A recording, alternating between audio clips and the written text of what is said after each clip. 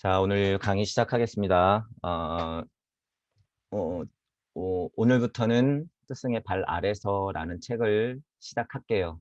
이 책은 그렇게 어렵지는 않은 것 같고요. 그래서 다 읽지는 않고 제가 밑줄 쳐놓은 부분이나 그런 부분들만 짚어가면서 넘어가는 걸로 할게요. 그는 누구인가라고 하는 것도 이제 글에 나오니까 넘어가면서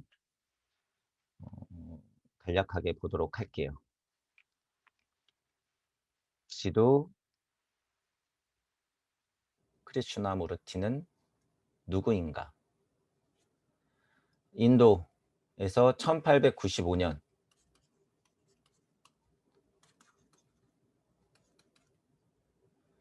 블라바츠키는 20년 30년대 사람, 그리고 바람의 소리를 들어라, 운명의 바람 소리를 들어라에서 나오는 마벨 콜린스도 어, 이분이 1850년대인 것 같아요. 요게 30년대고. 그래서 여기가 한 60년 차이가 나고 여기가 한 20년 차이가 나고 여기서 여기는 40년 차이가 나는 것 같아요. 그러니까 블라바츠키가 할머니면 크리슈나무르티가 손자뻘 되고 여기가 막내 여동생 뻘 되는 거예요. 이런 관계도 생각하면서 보면 재밌어요. 왜냐하면 블라바츠키가 활동을 해서 한창 왕성하게 활동할 때 마벨 콜린스가 신지학회 초창기 멤버로서 활동을 했었고, 요런 것들이 활동이 되고 있을 때 애니 베전트라는 사람이 크리슈나무르티를 발굴해낸 거죠. 알아본 거죠. 그렇기 때문에 이게 이렇게 연결고리가 있다라고 하는 거예요. 그런 관계를 알고 계시면 돼요. 약 블라바츠키를 기준으로 해서 60여 년 차이가 난다. 이런 거를 알고 보면 어쨌든 1800년대 얘기라는 거예요. 1800년대. 여기서부터 치면 거의 200년 전 이야기인 거죠. 200년 전 이야기. 제가 블라바츠키를 하면서도 150년, 200년 전 이야기다라고 하는 것을 염두에 두고 생각을 해보자 그랬어요. 이것도 마찬가지고. 이거는 그래도 이거보다는 100년 이제 차이가 나지만 그래도 우리 전 세대 분의 이야기다라는 거죠. 그리고 나라가 다르죠. 나라가 달라요. 그래서 우리가 이해하는 것을 꼭 저것이 100% 맞다고 빗대어서 설명할 필요가 전혀 없다는 거예요. 생각할 필요도 없고. 그런 부분들은 있다. 그런 블라바츠키와 마벨 콜린스와 크리슈나무르티의 관계를 생각하면서 이 운명의 바람소리를 들어라 책을 공부해도 재밌다. 3대 기본서라고 하니까. 자, 그래서 1895년 인도 남부에서 태어났고 애니 베전트라는 사람하고 이 애니 베전트가 그거죠. 그 블라바츠키 마지막 역작을 서술해낸 그 사람이죠. 그 내용이 있었죠. 애니 베전트. 어쨌든 알시오네 크리슈나무르티를 위해서 동방의 별 교단이라는 걸 만들었는데 어쨌거나 저쨌거나 1929년에 연례 모임에서 크리슈나무르티가 해체 선언을 했대요. 이건 유명한 일화라고 하죠. 크리슈나무르티를 아는 사람들은. 제가 일전에 잠깐 말씀을 드렸었지만 해체 선언한 이유가 이제 크리슈나무르티의 다른 책을 보고 진정한 그 사람의 핵심 가르침이 뭔지 우리가 인지한다면 이 이유가 나온다는 거죠. 그런데 이제 제가 직감을 하고 전에 어떤 설명들을 좀 드렸어요. 해체 선언할 수밖에 없었던 이유. 그릇이 작거나 자기 뜻과 다르거나 영신작하고 안 맞았거나 많이 모르거나 이런 느낌이 많을 거예요, 분명히. 그래서 아는 만큼 얘기해야 되기 때문에 여기에 남아있을 수가 없다라고 하는 거죠.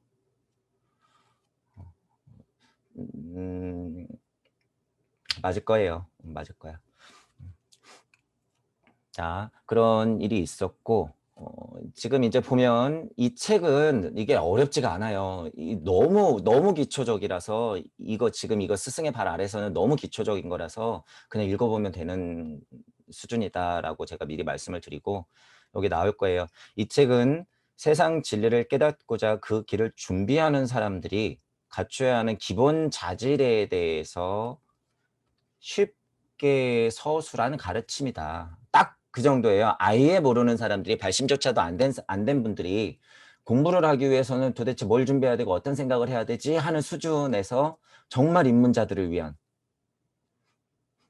앞으로 알시오네가 서문에서도 얘기하겠지만 이 책은 세상의 진리를 깨닫고자 하는 사람들을 준비시키기 위해서 스승께서 주신 가르침으로 그 내용이 비교적 간단하고 쉽다. 그러나 그에 따른 자질을 갖추기 위해서는 많은 노력과 실천이 필요하다는 것은 자명한 사실이다. 맞는 말이죠. 내용이 비교적 간단하고 쉽다. 진리를 깨닫고자 하는 사람들을 준비시키기 위한 과정이다라고 하는 포인트를 일단 알고 넘어가면 돼요. 이 책의 특성이 그렇다는 거죠. 뭐 알시온의 크리슈나무르티를 처음으로 발견했을 때 신자켓 사람들이 인도를 가서 크리슈나무르티를 처음 발견했을 때의 일화는 뭐 유명하죠. 다니다가 크리슈나무르티를 발견했더니 이 아이가 인류의 스승이 될 만한 아이다라고 판단을 해가지고 영국으로 데려가서 교육을 시켰다. 뭐 이제 이런 이야기들이 있죠. 전해지길 이제 그때 일화라는 거예요. 리드비터 씨라는 사람이 있는데 크리슈나무르티는 나중에 위대한 영적 스승이자 위대한 연설가가 될 것이라고 말했다. 그래서 어떤 사람이 물었대요. 얼마나 위대한 사람이요? 애니 베전트만큼 위대한 사람이요? 애니 베전트라는 사람도 블라바츠키 이후에 신지학을 설파하고 널리 퍼뜨리는 사람 중에 중요한 위치의 사람이었나 보죠. 그만큼 위대한 사람이요? 그는 이렇게 답했다. 훨씬 더 위대한 사람이 될 겁니다. 라고. 지금 현실을 보세요. 2021년에 누가 더 위대해요? 사람들의 인식 속에는. 크리슈나무르치는 알아도 애니 베전트 블라바츠키는 모르잖아요. 사실만 봐도 이 예지는 맞았죠. 이 예지는 맞았죠. 누가 더 이치에 근접한 사람이고 누가 더 신지하게 명쾌한 사람이고 누가 더 영성의 힘이 강한지는 둘째 문제고 결과로만 봤을 땐 이 얘기가 맞았죠. 훨씬 더 위대한 사람이 되어버렸죠. 그런데 우리가 무의 자리에서 보는 것, 근본적으로 깨달음의 위치에서 보자고 했을 때는 이 얘기가 달라질 수 있다는 거죠. 위대한이라고 하는 건 물질력 안에서의 설명이에요. 제가 말씀드린 건. 우주 안에서 우주 섭리, 지구 섭리가 풀린 물질 안에서, 물질력 안에서는 더 위대한 사람일 수 있겠으나 다르게 설명하면 아니다. 그런 일들이 있었대요. 자, 그리고 이런 추천사가 있어요. 크리슈나무르티가 세상에 준 최초의 선물이다라고 처음 남겼다라는 의미인 거죠. 그러니까 입문자에게 해당되는 그런 가르침 드린 거고. 신체는 분명히 어리지만 혼은 아직 어리지 않은 어린 형제가 최초로 쓴 이 책에 선물을 쓸 수 있는 특권을 선배의 한 사람으로부터 부여받았다. 어떤 나이 든 선배가 알시오네가 왔는데 스승으로부터 굉장히 명석해서 그걸 다 알아듣는데 알시오네가 얘기하는 것을 스승한테 배운 것을 가르침 받은 것을 내가 옮길 수 있는 기회를 얻었다, 그런 느낌인 거죠. 그래서 뭐라고 했나 보자 하고서 이렇게 스승의 발 아래서가 탄생된 거라고 하는 거죠. 어쨌든 이 책의 목적이라고 하는 건 스승께서 말씀하신 것이 그에게 도움이 된 것처럼 다른 사람들에게도 이 책이 도움이 되길 바란다. 이런 마음 정도면 굉장히 소중해요. 이런 마음 정도면. 그 수준이 어떻든 간에. 요게 이제 애니 베전트의 말이라고 하는 거죠. 그래서 요런 그냥 뭐 진 이야기들을 조금 알고 이제 글들을 본문으로 들어가 볼게요. 본문으로 들어가 보면 요게 이제 책 사이에 있는 글이에요. 그냥 책 사이에 있는 글. 그래서 요것도 읽어보면 문을 두드리는 사람들에게 비실제에서 실제로 인도하소서. 암흑에서 빛으로 인도하소서. 죽음에서 불멸로 인도하소서. 이치적으로 이해하자 그러면 다 맞는 이야기예요. 맞는 이야기죠. 두드려라 그래야 열릴 것이다. 비실제에만 쫓지 말고 실제를 더 알아라. 암흑에서 도망치려고 하지 말고 빛을 알았다고 하면 암흑과 빛을 같이 품어라.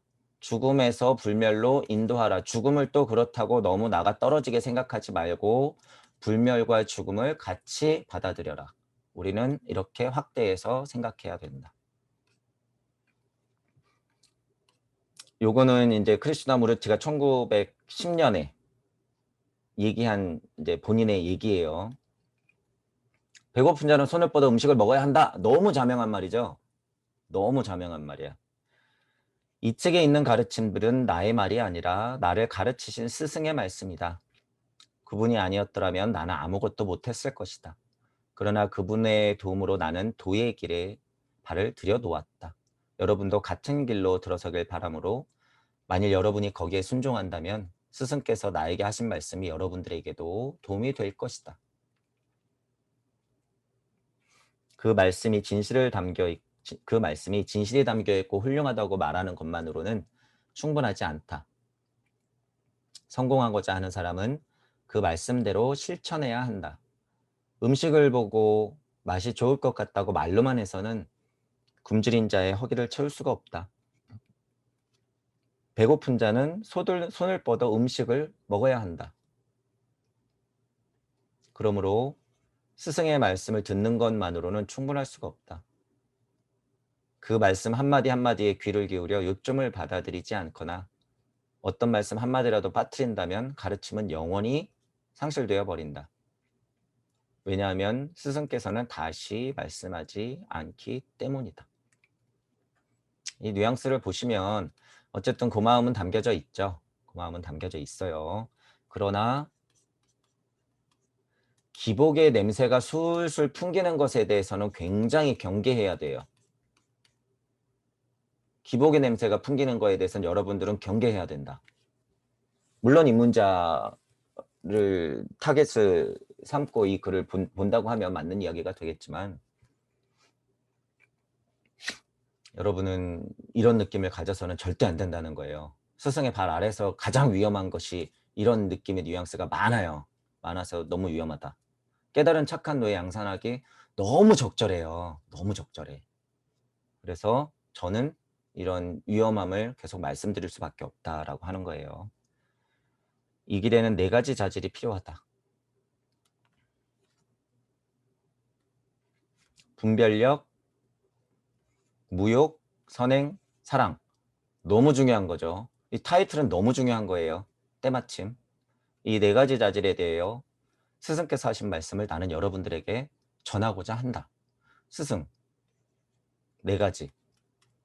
너무 중요한 말이죠.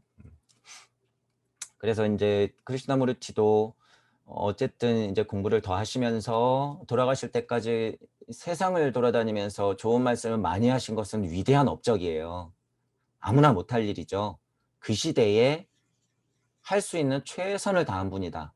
라고 하는 건 우리가 존중에 마지 않죠. 그렇게 생각을 해야 돼요. 하지만 위험성은 분명히 있기 때문에 늘 말씀드리지만 마음 아프지만 그런 얘기를 저는 할 수밖에 없다라고 하는 거예요. 크리슈나무르티 이 선생님의 이 위대한 영적 스승님의 모두가 말하는 진정한 가치를 살리는 일은 위험성까지 같이 보고 이 선생님을 어떻게 해요? 2021년에 맞게 재해석해서 다시 살려내는 거예요. 여러분들이 할 일은. 그냥 존중, 추앙, 기복하는 느낌으로 깨끗한 착한 노예가 되기 위해서 무조건 공부하면 안 된다는 거예요. 100%다 맞을 수가 없는데 그걸 다 받아들이겠다고 하는 건 미련한 바보 같은 짓이에요. 2021년이다 지금.